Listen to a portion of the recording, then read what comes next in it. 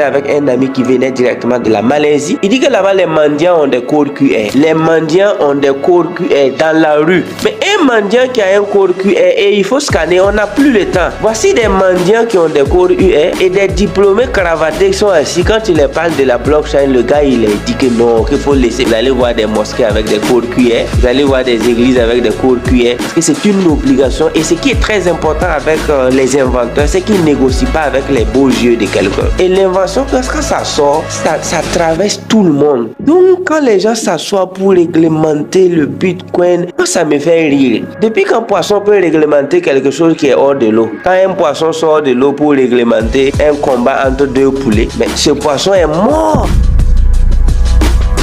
Quand je partais dans les grands marchés au pays, au Burkina, je voyais des commerçants très riches qui avaient des grosses voitures. Moi, j'aimais les dire que je vais les employer. Et ils rient. Il dit comment ça? Et quand ils payaient mes produits pour m'encourager, j'aimais les dire que je ne fais pas pitié. Tu payes mes produits, mais il y a d'autres qui disent que bon, on va payer pour t'encourager. Moi, je voyais que le monsieur avec sa grosse caisse me faisait pitié, malgré le fait que je marchais. Parce que je les ai dit, moi, je sais lire et écrire. Je peux écrire un test. Mais toi, si tu n'apprends pas à lire et à écrire avec l'argent que tu as, dans 10-20 ans, moi je vais t'employer.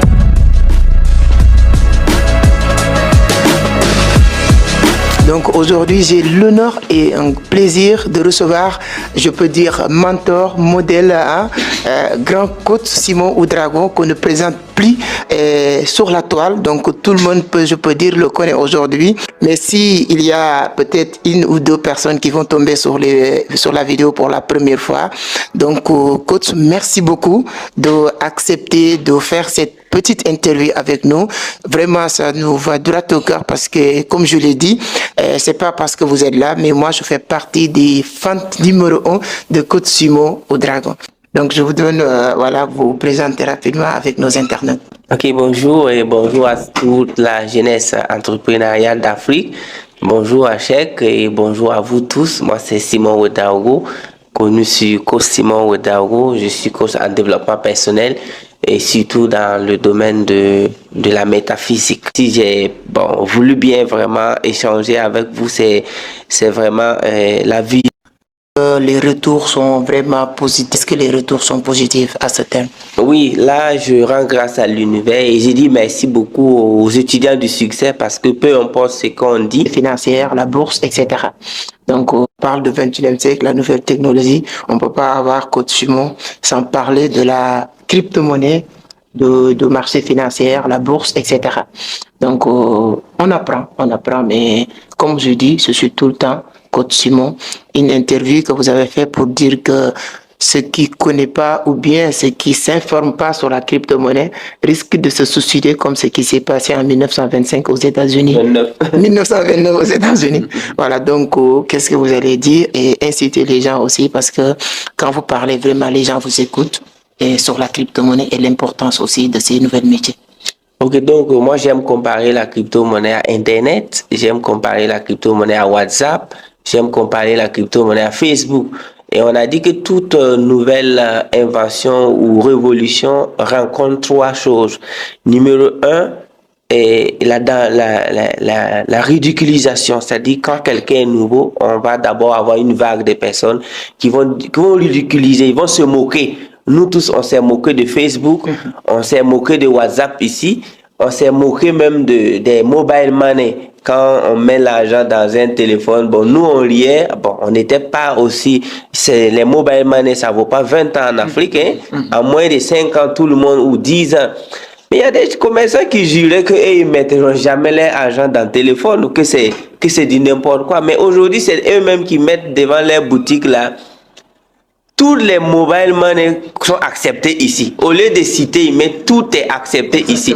Pourquoi il fait ça? Si les garçons, il ne faut pas qu'il va faire. Et c'est la même chose aussi que Internet. Au début, quand Internet venait, les gens ont critiqué que c'est des sites de les gens se prostituent. Mais aujourd'hui, quelle entreprise n'installe pas de Wi-Fi?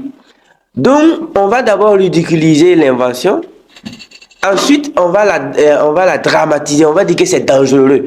Quand ils vont échouer à ridiculiser et que celui qui ridiculise même devient le ridicule, Voilà qu'il va dire que c'est dangereux, que c'est très dangereux, que c'est pas tout parce que ça va envoyer des guerres, que ça sert à financer des terrorismes, alors que le terrorisme existait même avant Satoshi Nakamoto. Parce que lui, c'est... On parle de Bitcoin, c'est 2009, non? Oui, 2009. Mais le plus grand attentat terroriste, c'était en 2001, non? Ouais. Ok, donc quand des gens qui ne veulent pas travailler, les cerveaux disent que les Bitcoins, c'est pour financer le terrorisme, c'est comme si le terrorisme n'existait pas avant le Bitcoin. Tout ça, c'est des paresseux mentaux qui ne veulent pas travailler, ils ne veulent pas bosser, ils ne veulent pas faire des recherches.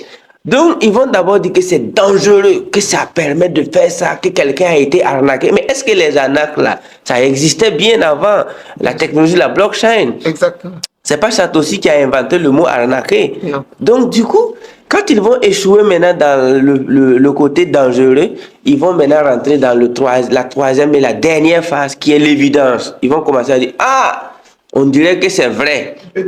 On dirait que ça là, on peut plus. Donc, la technologie de la blockchain mixée à la crypto-monnaie, parce que la crypto-monnaie, j'aime dire que c'est une particule de la technologie de la blockchain. Moi, j'aime beaucoup plus la blockchain que la crypto, mais la crypto, on ne peut pas parler de blockchain sans parler de crypto.